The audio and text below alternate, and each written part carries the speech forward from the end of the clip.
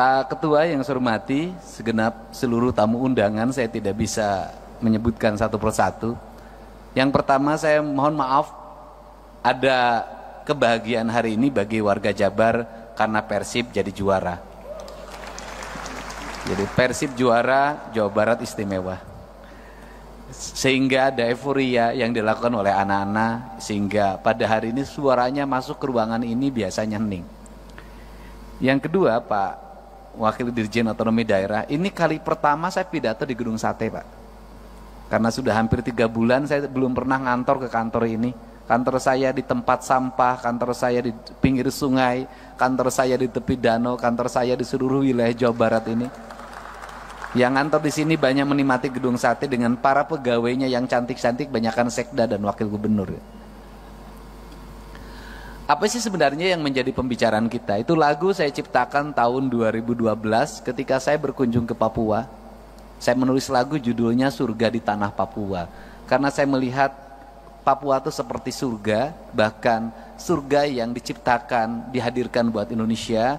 Kandungan kekayaannya luar biasa, tetapi barangkali kependudukannya, kesejahteraannya yang harus terus ditingkatkan.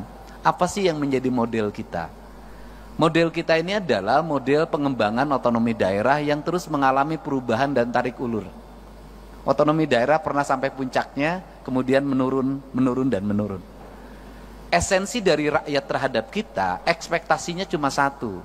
Apapun judulnya, apakah mau sentralisasi, apakah mau desentralisasi, apakah mau otonomi, mereka cuma nuntut satu, mereka hidup sejahtera. Kesejahteraan publik itu menurut saya ukurannya cuma 3. 1, kesehatannya dijamin. 2, pendidikannya dijamin. 3, perluasan lapangan kerja. Jadi kalau masyarakat sudah kesehatannya jamin, pendidikannya jamin, perumahan pemukimannya dijamin, rakyat ini sudah sejahtera. Apa sih yang membuat rakyat kita menjadi miskin? 1, menurunnya derajat kesehatan berdampak pada semakin meningkatnya angka kemiskinan. Karena ketika orang sakit, maka 2 kemungkinan yang terjadi, dia harus membayar biaya rumah sakit. Kalau tercover oleh BPJS ya alhamdulillah, kalau tidak tercover musibah. Ketika dia sakit, maka keluarganya kehilangan pendapatan. Ketika kehilangan pendapatan, maka keluarganya yang menunggu dalam setiap hari perlu pembiayaan. Maka orang sakit itu akan mengalami 7 tingkatan derajat kemiskinan dalam waktu sekejap. Sehingga kategori pembiayaan bagi masyarakat yang sakit, jangan lagi bicara miskin dan kaya. Kenapa? Kita anggota DPR, kita pejabat, kena sakit, kita akan jatuh miskin.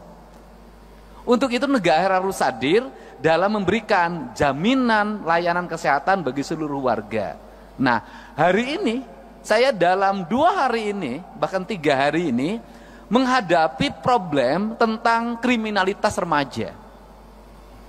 Kriminalitas remaja itu berdampak pada perkelahian yang direkam di media sosial, sistem pengelolaan kriminalitas tawuran yang dikelola oleh gangster, melahirkan kaderisasi, dan yang menjadi target yang harus berkelahi di bawah umur 18 tahun agar bebas dari jeratan hukum.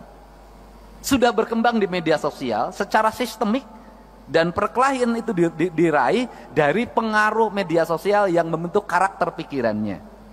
Apa sih sebenarnya yang terjadi? Sebenarnya yang terjadi adalah ketika mereka tawuran, masuk rumah sakit, BPJS-nya tidak klaim. Barusan saya beresin 15 juta. Ketika BPJS-nya tidak klaim, orang yang berkelahi itu orang tuanya nggak mampu. Mau yang menang tidak mampu, yang mau kalah tidak mampu. Berproses peradilan melahirkan kemiskinan, tidak berproses peradilan pulang lagi ke rumah melahirkan kemiskinan baru karena orang tuanya tak sanggup lagi menghadapi. Maka negara harus hadir untuk mencari solusi. 1, solusi terhadap pembiayaan rumah sakit. 2, solusi recovery terhadap anak-anak yang berkelahi itu, karena itu anak bangsa. Inilah negara harus punya pikiran out of the box. Tidak bisa hanya berbicara proses hukum kembali ke orang tua, orang tuanya udah nggak sanggup. Ini Jawa Barat. Nah, untuk itu apa sih yang terjadi para anggota DPR yang saya ini mantan ketua Komisi E DPRD Kabupaten Purwakarta. Saya pernah menjadi pimpinan Komisi 4 DPR RI. Nasib paling tidak enak itu jadi anggota DPRD. Kenapa nasibnya tidak enak? Kritis diomongin, nggak kritis diomongin. Kalau DPRD ngomong terus, diomongin, kata rakyat, kerjanya ngomong terus, kita tidak butuh ngomong. Padahal tugas DPRD ngomong. Nggak ngomong diomongin juga, dapat duit tuh. Nggak ngomong-ngomong, pokirnya udah dibagi, nggak ngomong lagi. Ini problem, Pak. Nah, seluruh problem itu bisa ditempuh dengan apa sih? Dengan keterbukaan. Keterbukaan itu apa? Kita harus mulai berani menceritakan apa adanya tentang diri kita, tentang isi anggaran kita, tentang kebijakan fiskal pusat dan daerah, tentang kebijakan fiskal kabupaten provinsi terhadap kabupaten kota terhadap desa. Sampaikan secara terbuka dan apa adanya, termasuk apa yang dialami problem anggota DPRD. Apa sih problem anggota DPRD? Saya ini anggota DPRD, pernah ngalamin. Begitu jadi pinjem bank, honornya tinggal sisa 5 juta lagi. Istri nambah 1 lagi. Konstituen tiap hari dibanding pejabat eselon 2 di provinsi, dibanding sekda, yang datang ke rumahnya banyakan anggota DPRD. Gitu loh. Sekda dapat tunjangan 70 juta, nggak ada yang minta. Eselon 2 dapat tunjangan 50 juta, nggak ada yang minta. Anggota DPRD tunjangannya sudah habis dijaminkan ke Bank BJB, tinggal 5 juta, yang mintanya tiap hari. Harus kondangan, yang meninggal harus dilayat. Tiap hari, pergi ke kantor kaca harus dibuka. Kalau kaca ditutup, kelihatan tuh, sombong dia. Itu. Sedangkan fiskal terbatas. Nyari lagi lewat perjalanan dinas sekarang makin kecil. Kalau pergi perjalanan dinas, siapa yang paling banyak yang ngikutin? Yang berangkatnya 1, SBY-nya 10. Sehingga APBD-nya menjadi terserap untuk perjalanan dinas. Padahal nyerapnya anggota DPRD sedikit, kebanyakan sekretariat dewan. Kan saya tahu yang begitu-begitu. Yang dituduh siapa? DPRD lagi. Nah, apa sih yang mesti dilakukan oleh kita? Ya, kita mulai ngomong terbuka pada rakyat. Terbukanya apa? Ini loh proporsi kita. Ini loh biaya politik yang kita lakukan. Kemudian apa sih yang kita harapkan? Saya dari dulu itu menyampaikan, saya ketika jadi bupati berkirim surat pada presiden. Berkirim suratnya adalah, saya bilang begini, kalau pemerintahan ingin efektif, kalau perda ingin cepat pembahasannya, kalau aspirasi publik setiap hari bisa diterima oleh anggota DPRD, saya berulang-ulang menyampaikan bahwa peningkatan kesejahteraan anggota DPRD, honorariumnya harus dilakukan lewat rapat-rapat DPRD. Kalau rapat komisi ada honornya, kalau rapat paripurna ada honornya, kalau rapat gabungan komisi ada honornya, kalau rapat badan anggaran ada honornya, kalau rapat badan musyawarah ada honornya, anggota DPRD nggak akan pergi kemana-mana, pasti ngumpul di kantornya. Seluruh kegiatan OPD, organisasi perangkat daerah, akan cepat dan anggota DPRD akan kritis. Kenapa? Dia akan kontrol alokasi anggaran pemerintah, dia akan kontrol pekerjaan, dia akan baca buku anggaran, dia akan baca realisasi anggaran dengan detail. Kenapa? Dengan membaca itu honorariumnya ada. Tapi kalau didapatnya pergi keluar, maka dia akan banyak keluar. Selama jadi anggota DPRD 5 tahun, masuk kantornya terhitung 20 hari. Bahkan ada saya ketika menjadi anggota Komisi 4, nggak pernah sekalipun orang itu masuk, tapi honor terima. Dan kemudian bikin aturan juga dong, yang rajin yang mendapat honorarium, yang nggak masuk nggak dapat. Bener, ini akan terjadi kinerja. Tapi kalau model pendekatannya keuangannya begini, sampai kapanpun kinerja tidak akan pernah optimal. Dan kita harus bicara ada apa adanya dan terbuka. Kenapa? Ya karena juga memang anggota DPRD malu juga terhadap berbagai hal. Tapi gimana rasa malu dikalahkan oleh rasa butuh? Kan ini yang harus terjadi. Nah, untuk itu mari kita bersama-sama untuk mengupayakan ini. Saya sebagai gubernur, Pak Sekda, bikinkan surat hari Senin. Saya akan berkirim surat lagi buat Pak Prabowo, buat Pak Presiden kita. Saya akan ceritakan ini. Untuk apa? Mendorong kinerja DPRD. Kinerja aparat kami akan terevaluasi dengan baik. Karena anggota DPRD-nya ada di kantor dalam setiap hari. Saya ngalamin dulu sebagai anggota badan anggaran. Sering bertengkar sama badan musyawarah. Bertengkarnya apa? Banyak-banyakin rapat. Kalau badan anggaran sebulan 12, badan musyawarah suka bikin 23.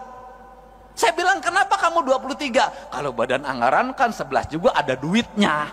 Ngomongnya anggaran, badan musyawarah jadwal doang. Kan begitu. Padahal belum tentu juga zaman sekarang. Kan kita kan kalau DPRD diomongin pasti duit, Pak. Pasti pendapatan. Kenapa?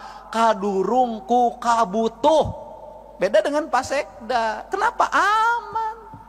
Birokrat itu kan dapat duit masuk ke rekening semua. ATM-nya dipegang istrinya. Iya kan? Nah, kalau anggota DPRD tiap bulan tinggal setruknya. Kan saya tahu. Gitu loh. Makin ke sini, makin mepet, makin kecil. Nah, beda dengan DPR RI. Udah Bu, kalau DPR RI saya pernah ngalamin. Apalagi sekarang Bu, makin naik lagi. Padahal modal jadi anggota DPRD provinsi dan DPR RI itu sama. Saya tentu tahu yang gini-gini, kan kita pengalaman Pak. Ya kan, saya cuma nasibnya lebih bagus aja daripada bapak-bapak. Mudah-mudahan ke depan Bapak juga nasibnya bisa jadi gubernur lah di daerah masing-masing. Tapi jangan di Jawa Barat. Berat lawan saya. Nah ini. Nah untuk itu maka kita ingin harapan kita ke depan adalah ingin membangun keadilan fiskal. Keadilan fiskal itu gimana sih? Saya kemarin ketemu sama Gubernur Kalimantan Timur. Ini makan pemikiran, kan kita boleh dong punya pemikiran. Saya bilang, Gubernur Kaltim penduduknya berapa? 4 juta. Berarti kalau 4 juta, saya rata-rata satu rumahnya 4, saya bilang.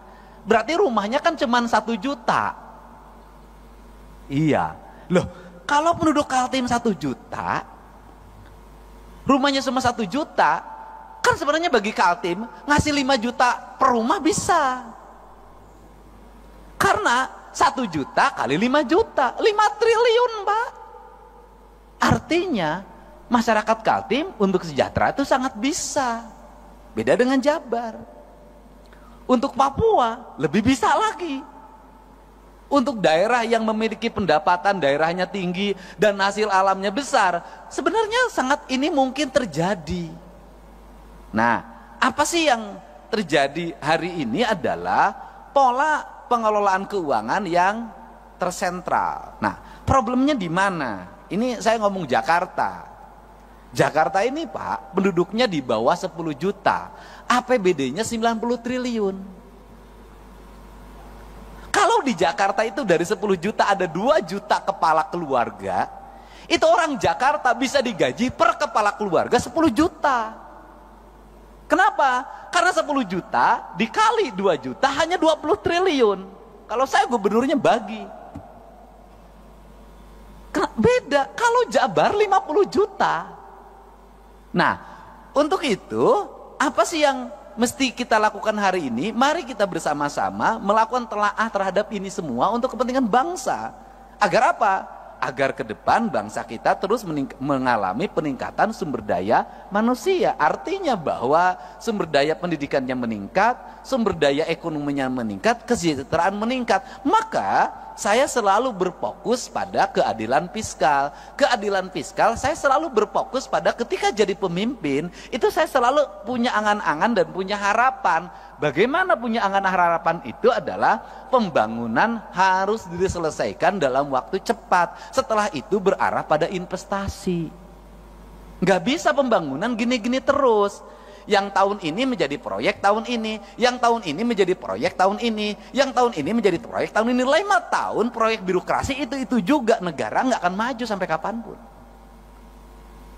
Tetapi yang harus dilakukan adalah apa yang kita selesaikan dalam waktu 1 tahun, apa yang waktu 2 tahun, apa yang waktu 3 tahun, apa yang waktu 4 tahun, apa yang waktu 5 tahun. Ini semuanya tidak boleh berulang. Pekerjaan kemarin harus tidak boleh dikerjakan hari ini lagi. Kenapa? Pembangunnya ke depan. Tujuannya untuk apa? Agar fiskal yang tahun kemarin itu tidak digunakan untuk tahun ini. Dan negara sudah mulai berpikir untuk membangun kemandirian. Saya itu sudah punya rumusan, mudah-mudahan ini bisa dilakukan di Jawa Barat, adalah misalnya begini, desa itu berapa sih penduduknya di desa itu? Di desa itu ada potensi apa? Anggaran pembangunan desa itu harus segera dibikin skala prioritas, ditambah plus kabupaten, ditambah subsidi dari pemerintah provinsi, ditambah pusat fokusnya di desa. Kalau di desa itu ada 7 RW, dibagi saja sebenarnya. RW ini bagian desa, RW ini bagian kabupaten, RW ini bagian provinsi, RW ini bagian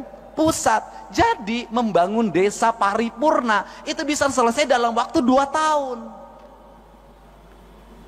Tahun ketiganya itu anggaran sudah mulai diarahkan, bukan untuk itu lagi, untuk kesejahteraan publiknya, jaminan kesehatannya, jaminan pendidikannya, jaminan hari tuanya. Tahun berikutnya harus lagi mengarah pada investasi, di mana uang itu tidak digunakan lagi untuk pembangunan infrastruktur lagi karena udah selesai, digunakan untuk investasi. Investasinya dikelola oleh perbankan daerah, di mana uangnya berputar, dipinjamkan pada lingkungan daerahnya, dan untungnya diperoleh lagi. Ini kan model koperasi zaman dulu sebenarnya, cuman dikelola secara modern.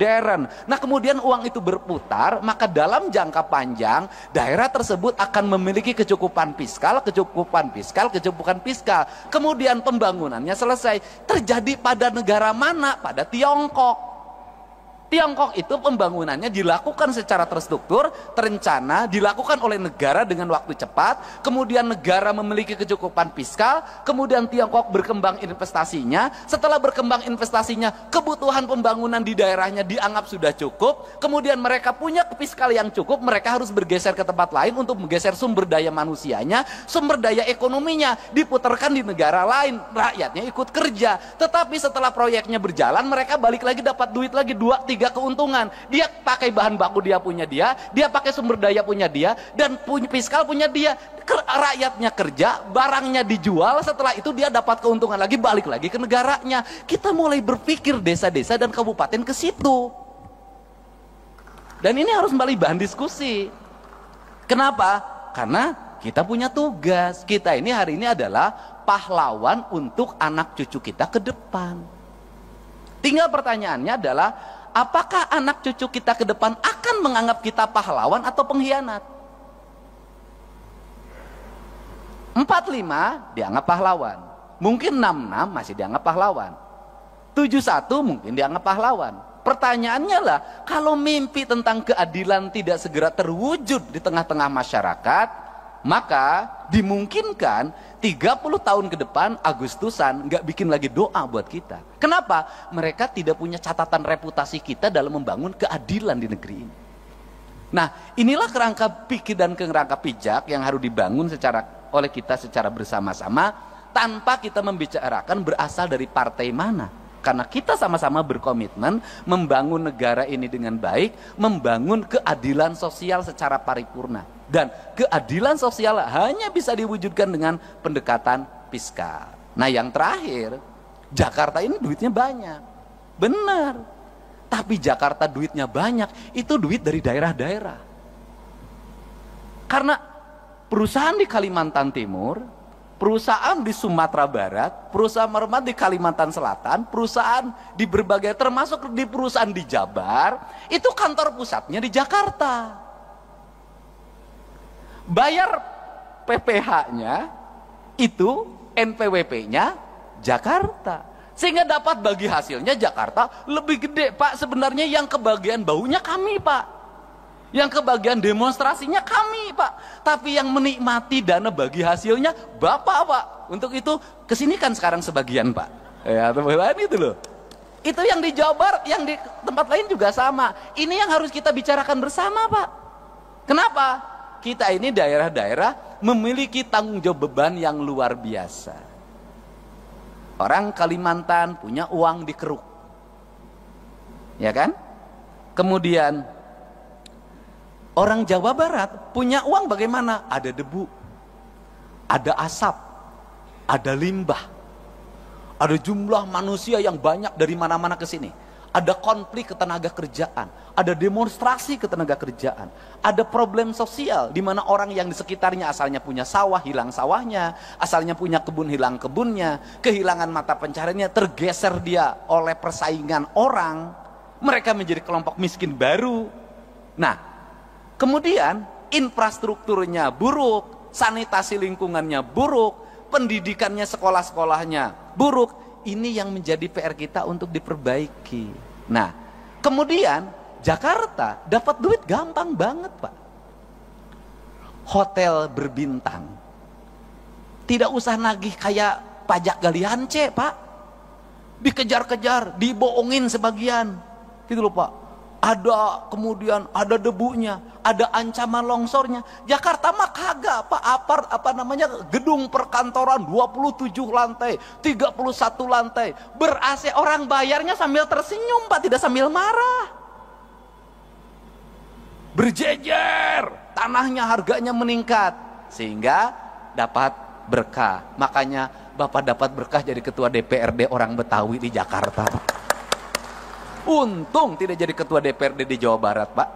Ketuanya pas rambutnya sampai lepas, Pak. Saking pusing, Pak. Nah, ini kan yang harus dibicarakan oleh kita, dan saya ingin para anggota DPRD dalam pertemuannya ada rekomendasi-rekomendasi kontributif bagi perbaikan bangsa. Bagi upaya membangun keadilan sosial, bagi upaya melakukan kebijakan keadilan fiskal. Karena apa? Karena negeri ini hanya bisa dibangun dengan fiskal yang baik, fiskal yang sehat, fiskal yang terencana, fiskal yang terarah, dan fiskal yang tidak lari ke luar negeri. Fiskalnya harus berputar di sini. Untuk itu saya mengucapkan terima kasih.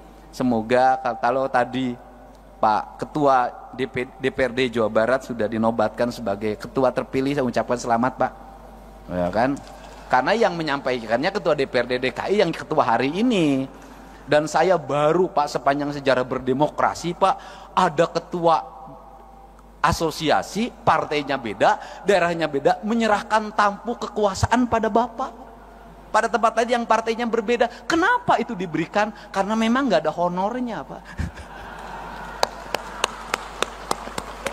Ya, Pak, ya, duitnya kan harus nyari sendiri, Pak. Tapi selain itu adalah bentuk penghormatan dan penghargaan, gitu loh. Penghormatan dan penghargaan jauh lebih tinggi dibanding honor. Untuk itu kan jadi ketua DPR itu mencari kehormatan dan mencari penghargaan, bukan mencari honor. Makanya honornya nggak usah gede-gede. Bohong, kita harus lebih tinggi lagi. Saya ucapkan terima kasih para wakil ketua DPRD Provinsi Jawa Barat. Mudah-mudahan pertemuan ini pertemuan yang berkah, pertemuan yang membawa kebaikan, dan pertemuan yang bisa melahirkan rasa adil bagi kepentingan masyarakat Indonesia.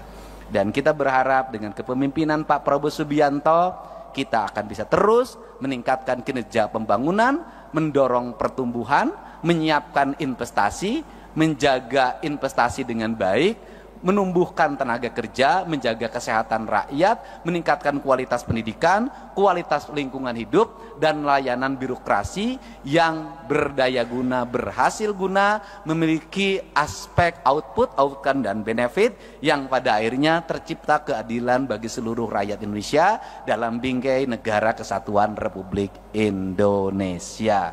Saya ucapkan terima kasih, dan terakhir, ini bahan renungan kita, Pak. Ini saya selalu ngomong berulang-ulang. Gedung ini namanya gedung sate, Pak. Satenya itu ada 6, Pak. Kata sekda saya, 6 itu melambangkan bahwa dulu POC itu membangun dengan 6 juta golden. Dan saya itu sampai hari ini tetap merasa malu, Pak, sebagai birokrat, sebagai politisi. Makanya saya punya ambisi untuk mewujudkan itu. Kenapa? Belanda, Pak, membangun infrastruktur di mana-mana dengan 1, pelabuhan, 2, lapangan terbang, Pak, markas pertahanan angkatan udara, gedung-gedung di mana-mana, kemudian jaringan irigasi, jaringan kereta api, jaringan listrik, telekomunikasi. Mereka cuma ngandelin jualan teh di Jawa Barat, jualan kina, jualan karet, jualan teh, jualan kina, jualan karet, bisa bikin gedung sate, bisa bikin gedung pakuan, gedung Bank Indonesia, stasiun kereta api, husen, pangkalan udara, pelabuhan, jaringan laut, jaringan darat. Kita ini sudah segala dijual, sudah bikin apa?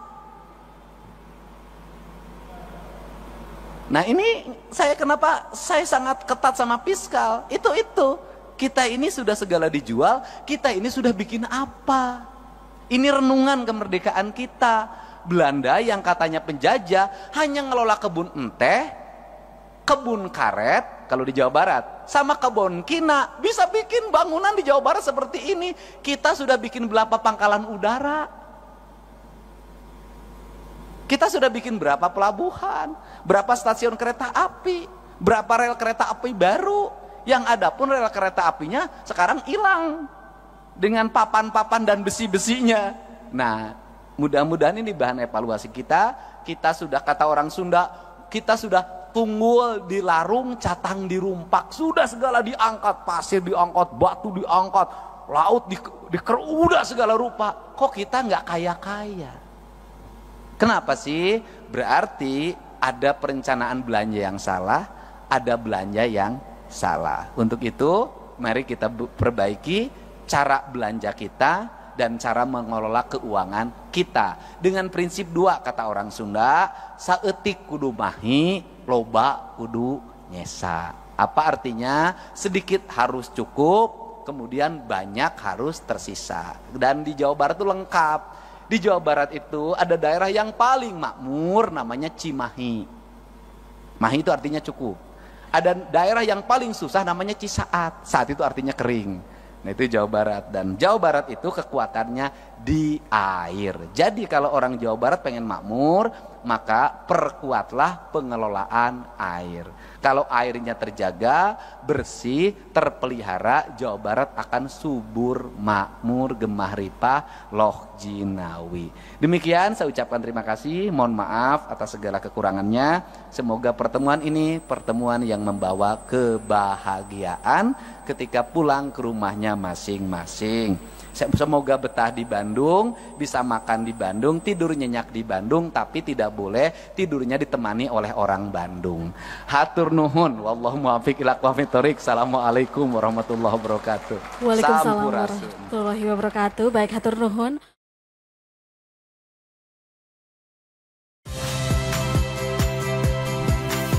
Saya Radi Saputro. Saksikan program-program Kompas TV melalui siaran digital, pay TV dan media streaming lainnya. Kompas TV, independen, terpercaya.